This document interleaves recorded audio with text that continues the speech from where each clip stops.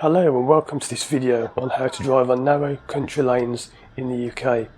This video shows me taking a journey to a cider farm in Cornwall, and I'm going to share lots of useful hints and tips on how to keep yourself safe on roads such as this. Now notice here on the left is what we call a passing place. That's really more of a driveway, but there are these passing places where if a vehicle was to come towards you, you can pull over and one of you can allow the other one through. Now when you do that, when you move towards the left like that, but you don't actually give way, it's what you call feinting. So you feint to the left and you prepare to give way, but you don't actually give way. Now as we go past these parked cars, the road gets quite narrow. It's narrow enough as it is. It's going to get even more narrow as we journey down towards the farm. Now what would you do if someone came towards you now? Well, there are not many options, but you see again there on the left, there's that driveway and there is a passing place.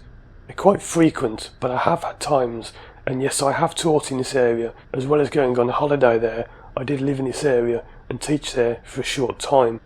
And it can be very tricky when you get cars and vans and even coaches coming the other way. So you see another place there where I'll move left, just in case. Now what you can't see is that behind me, there is a vehicle driving about 1 centimetre from my back bumper. Isn't it annoying when you get drivers like that who just don't seem to understand that if I brake, there's no way they would ever be able to stop without hitting me. Now what is the speed limit on this road? It's actually national speed limit. So for the vehicle I'm in, that makes the limit 60 miles per hour. Now many people quite rightly ask the question, why are roads like this 60 miles an hour? Well, the answer is it's a limit, not a target. You don't have to do that, of course. Just because the limit's 60, I'm doing at the moment, as you can see from the speedo, about 20 to 30 at the most, and this car is right behind me. Now, the reason I haven't got the rear camera is because I was on a holiday and I only had the front camera with me, but there is a vehicle driving far too closely behind me. Always remember this when you get somebody behind you who's driving aggressively. It's always harder for the vehicle in front. So I'm doing all the work. It's what I call a snowplow. I'm doing all the work, clearing the path.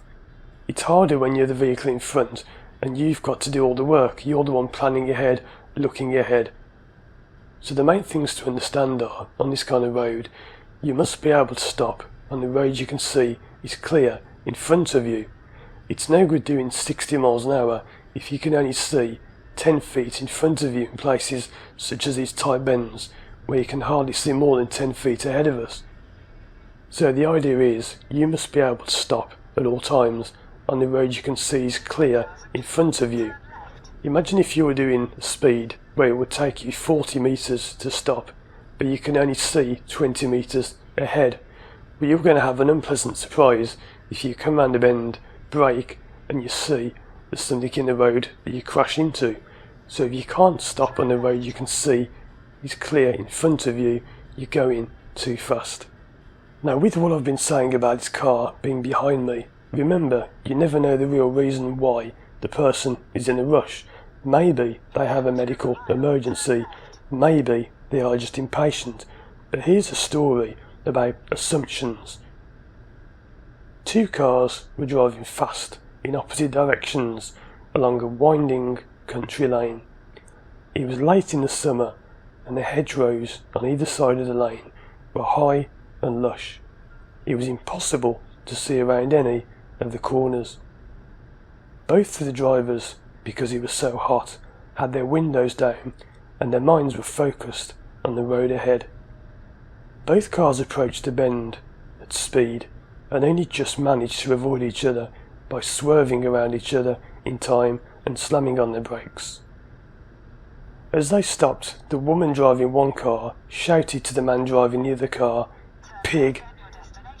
The man quickly replied cleverly, "Cow!" The man then accelerated around the corner and crashed into a pig.